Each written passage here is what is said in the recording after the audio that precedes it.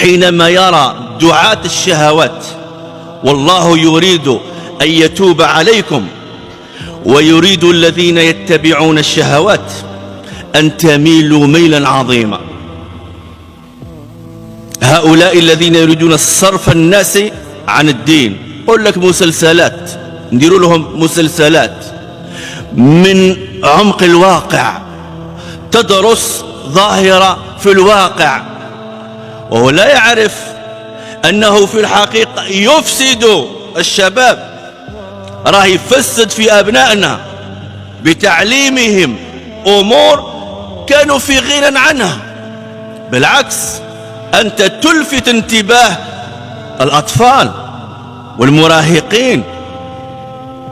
يعني كنا قديما أيها الإخوة تشوف مسلسل، تشوف فيلم، تشوف سيناريو يحارب آفة من الآفات تكرهها داخليا، تكرهها وتخاف، والناس كلهم على رأي واحد.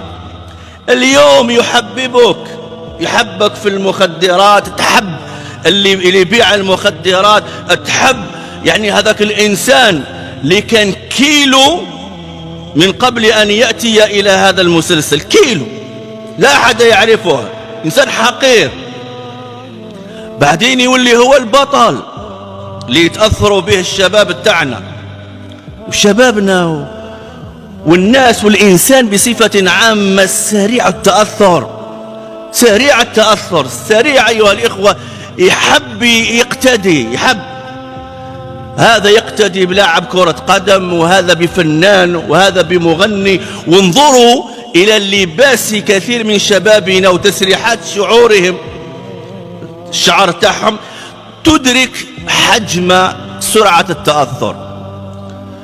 ولذلك لزاما علينا أيها الإخوة أن نزيد درجة اليقظة والوعي لدى أبنائنا وشبابنا وفي أنفسنا نحن.